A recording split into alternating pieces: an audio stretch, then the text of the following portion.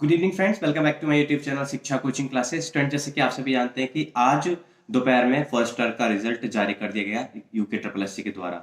हालांकि मैंने उससे पहले मेल भी दिखाया था कि उन्होंने बोला था 15 टारगेट है, लेकिन जैसा कि मेरी बात हुई थी उन्होंने बोला था कि जैन फर्स्ट वीक में आ जाएगा। तो देखिए वैसा ही हुआ है। बाकी का एक दो दिन ऊपर नीचे हो गया है। फिलहाल तो देखिए अब इस चीज के लिए अब जो जानकारी, अब आप रिजल्ट देख करके सारी चीजें देख करके कुछ तो दिमाग अपना वैसे ही खुजा रहे होंगे कि यार ये क्या हो गया, क्या कर दिया इस रिजल्ट ने। 70 वाले का, 75 वाले का, 69 वाले का, 67 वाले का सिलेक्शन नहीं हुआ है, लेकिन जिसके 63 थे, जिसके 60 थे, उसका सिलेक्शन हो गया है। सेम शिफ्ट में कितना आपको पेपर, सारी चीजें वो देखने को कि भाई इतना ज्यादा वेरिएशन कैसा आया। जिनका सिलेक्शन पहले हो रहा था वो उनका नहीं हुआ, और जिनका हो नहीं रहा था, जो रो रहे थे, उनका सिलेक्शन हो गया। फिलहाल तो देखिए जिनका हुआ है उनको बधाई। लेकिन हमारे समझने वाली बात यह है कि जैसा कि संतोष बड़ोनी जी ने जो कहा है कि भाई आपत्ति हो सकती है लेकिन मेरिट पे। तो मेरिट पे आपत्ति देखिए, सबसे पहले आपको आपत्ति करनी है तो कैसे करनी है, सारी चीजें आपको सोच समझ के ही चलना है। सबसे पहले समझने वाली बात यह है कि भाई इन्होंने जो रिजल्ट जारी किया है, रिजल्ट जारी करने का इनका क्या ऐसा मोटो रहा है कि मान लिया जिसके 70 थे उसका सिलेक्शन नहीं हुआ है, जिसके 63 थे या 60 थे उसका सिलेक्शन हो गया है।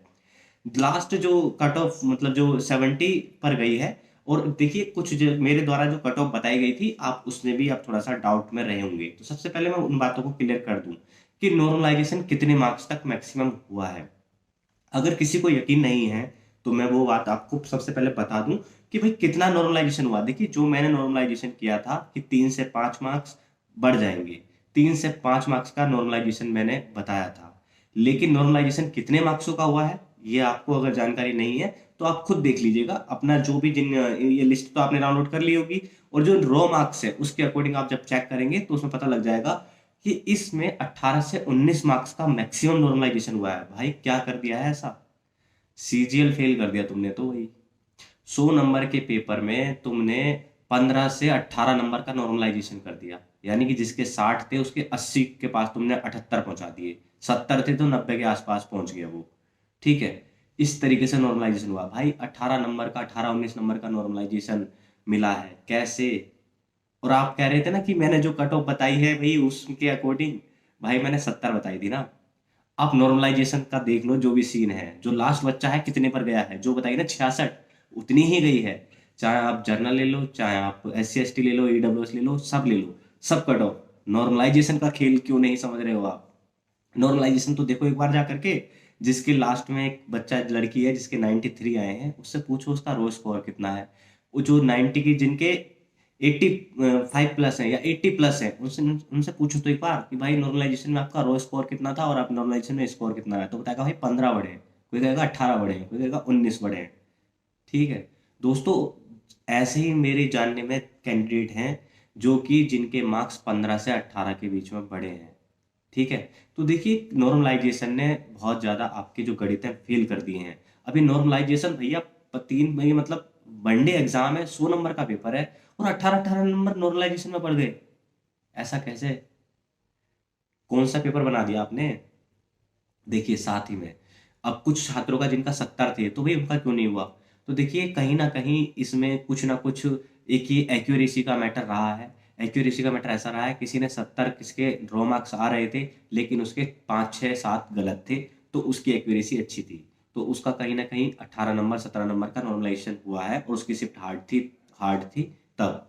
ठीक है, लेकिन अगर किसी के 70 मार्क्स हैं लेकिन उसके मान लिया उसने अटेम्प्ट किए कितने, मान लेते हैं एक तरीके से उसने अटेम्प्ट किए हैं आपके 100, और उसमें से उसके 70 करेक्ट है, 30 गलत है, या फिर मान लेते हैं थोड़ा सा 75 सही है और 25 गलत है।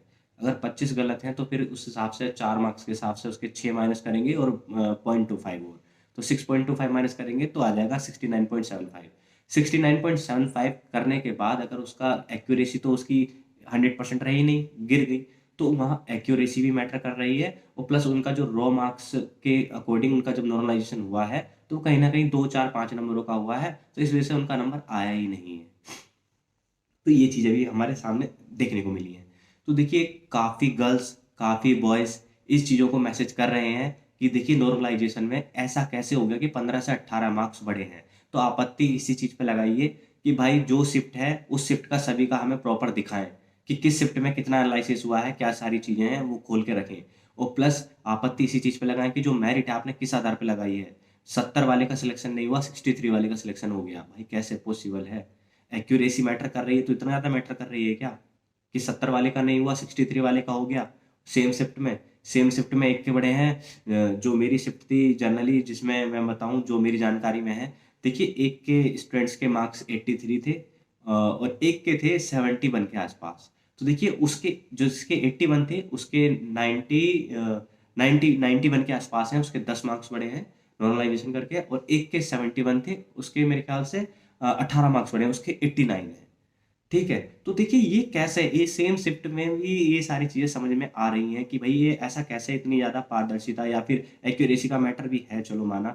तो एक्यूरेसी को भी सारी चीजों को देख करके सारा नॉर्मलाइजेशन हुआ है। तो कहीं तो नॉर्मलाइजेशन में आपको किसी शिफ्ट को तो 18 मार्क्स, 17 मार्क्स, 15 मार्क्स मिले हैं, और किसी शिफ्ट में आपके जो मार्क्स हैं वो आपको देखने को मिलेंगे कि भाई 5 ही बड़े हैं, 6 ही बड़े हैं या 7 बड़े हैं। तो 70 वाले का कैसे नहीं हुआ, कहाँ वो रह गया, कहाँ उससे चूक हो गई? तो देखिए अभी 15 दिन का टाइम है, इस पर आपत्ति लगाइए। रॉ मार्क्स आपका इंडिविजुअली आपका स्कोर दिखाएगा, नहीं तो आप मांगते हैं कि भाई हमें पुराना पुराना सारा का सारा डेटा शो कर दो, तो वो उस तरीके से भी शो कर सकते हैं ऑनलाइन। हर किसी का इंडिविजुअली भी दिखा सकते हैं या फिर वो डेटा को शो कर सकते हैं। तो वो उनका जो भी प्रोसेस रहेगा बताने का, वो हमें देखने को मिल जाएगा। तो दोस्तों इस पे आप आपत्ति कर सकते हैं, लेकिन नॉर्मलाइजेशन में अगर आपके मन में ये डाउट आ रहा है कि भैया इतनी कट ऑफ चली गई, तो इतनी कट ऑफ नहीं गई है, ये नॉर्मलाइजेशन की बात की कट ऑफ है। जो मार्क्स बता रहे थे आपको 81, 82, 83, उसमें देख लीजिए जितने बच्चों की लिस्ट है जिनके 90 हैं या जितने भी हैं, 10-10 नंबर का उनको फायदा मिला है। मुश्किल से 10-12 बच्चे होंगे जिनके 80 प्लस में मार्क्स हैं। ठीक है, बाकी का आपके मन में अगर डाउट है तो इस चीज़ को चेक कर लीजिएगा, 80 प्लस कट ऑफ नहीं गई है, या आपके मन में बहम है या जो भी है। कट ऑफ 18 नंबर, 17 नंबर का नॉर्मलाइजेशन मिला है, आप उस चीज़ को पहले देख लें। ठीक है, फिर इस चीज़ को बोलें। पहले रो मार्क्स दिखा लें, पहले प्रूफ देख लें आप, जो भी है, जो भी इस चीज़ को कह रहे हैं कि नहीं भाई कट ऑफ इतनी ज़्यादा गई है, वो कट ऑफ इतनी नहीं गई है। नॉर्मलाइजेशन में भाई तो इतनी कितनी शिफ्टों में एग्जाम हुआ है। अब इतनी शिफ्टों में एग्जाम होने के बावजूद सारा नॉर्मलाइजेशन इस तरीके से इन्होंने कर दिया, 18-18 नंबर, 17-17 नंबर, 15-15 नंबर का नॉर्मलाइजेशन कैसे पॉसिबल है?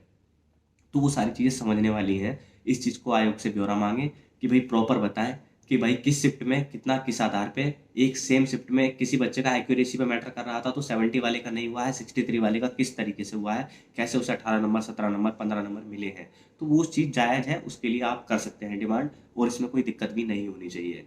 और फिलहाल जो कट ऑफ बताई गई थी, कि जो कट ऑफ 70 के आसपास आपको बताई गई थी, आप देख लीजिएगा। जो देखिए कट ऑफ बताई जाती है सबसे लास्ट से, कि नहीं सबसे मिनिमम मार्क्स से कट ऑफ कितनी ऊपर गई। ठीक है, मिनिमम से कट ऑफ बताई जाती है, ना कि ऊपर से बताई जाती है। तो इस चीज़ को आप समझें और आप अपने दिमाग में रख लें कि कट ऑफ नीचे से ही जाती है। तो यानी कि जो मैंने बताई थी 66 के आसपास, 66 से 70 के बीच में, वही कट ऑफ है। आप उसको एक बार देख लें। अगर आपके मन में अगर डाउट है तो रो मार्क्स और जो भी बच्चों की लिस्ट है, जो भी इनके मार्क्स आए हैं, वो चेक कर सकते हैं आप। ठीक है दोस्तों, तो जो भी कंफ्यूजन थी प्लस आपत्ति के लिए मैंने सारी बातें आपको बता दी हैं। अगर अभी भी डाउट है तो कमेंट कर सकते हैं, जो चीज़ें पॉसिबल है वो करेंगे हम आपके साथ मिलकर के, जैसे चाहें आप वैसे आप हमको बता सकते हैं। तो वीडियो में इतना ही। वीडियो अच्छी लगे तो लाइक करें, चैनल को सब्सक्राइब करें। Thank you so much. जय हिंद, जय भारत।